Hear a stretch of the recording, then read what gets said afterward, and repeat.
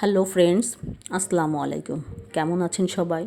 আশা করি যে যেখানে আছেন ভালো আছেন, সুস্থ আছেন। আমিও আল্লাহর রহমতে ভালো আছি, তবে খুব ব্যস্ততার মধ্যে দিন কাটছে, কারণ ছেলের পরীক্ষা চলছে।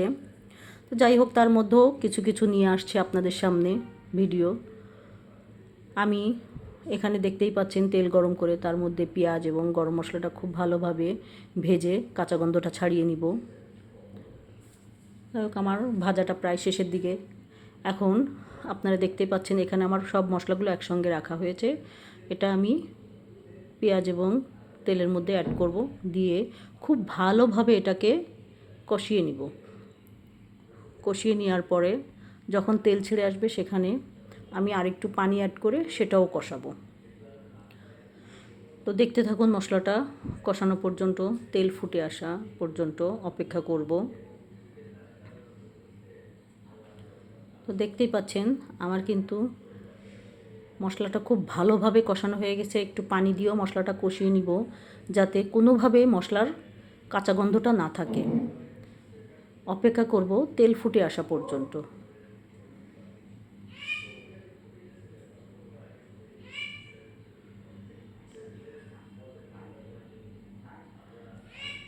আমি খুব ভালোভাবে মশলাটাকে কষিয়ে নিয়েছি। এখন আমার অফ ক্যামেরায় ধুয়ে রাখা কলিজা এবং আলু আমি দিয়ে দিব। দিয়ে এটাকে আমি বেশ অনেকটা সময় ধরে কষিয়ে নিব, যাতে খুব ভালোভাবে মশলাগুলো প্রত্যেকটা আলু এবং কলিজার মধ্যে যেতে পারে। খুব ভালোভাবে কষিয়ে নিব।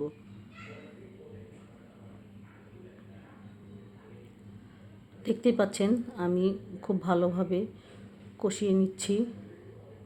কারণ আপনি খেয়াল করবেন, আপনার মাছ বলেন, মাংস বলেন, যাই রান্না করি না কেন, খুব ভালোভাবে কষানো হলে সেটা খেতে খুব ভালো লাগে। কারণ মশলাটা প্রপারলি প্রত্যেকটা মাছ কিংবা মাংসের মধ্যে যেতে পারে। কারণ মশলার মধ্যে যদি ভালোভাবে কষানো না হয় তাহলে একটা কাঁচা গন্ধ ভাব থেকে যায়। তো দেখতেই পাচ্ছেন আমি এর মধ্যে একটু পানি দিয়েও কষিয়ে নিয়েছি। এখন আমার রান্নাটা প্রায় শেষের দিকে, কারণ আমি এটাতে তো ঝোল রাখবো না, একদম শুকিয়ে ফেলবো, যার জন্য অল্প পানি দিয়েছি।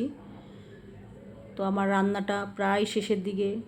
সবাই ভালো থাকবেন, সুস্থ থাকবেন, আমাদের জন্য দোয়া করবেন। এখন বলেন তো রান্নাটা কেমন হয়েছে? সবাইকে সবার সুস্থ কামনা করে এখানেই বিদায় নিচ্ছি। শুভ দুপুরের শুভেচ্ছা সবাইকে। আল্লাহ হাফেজ।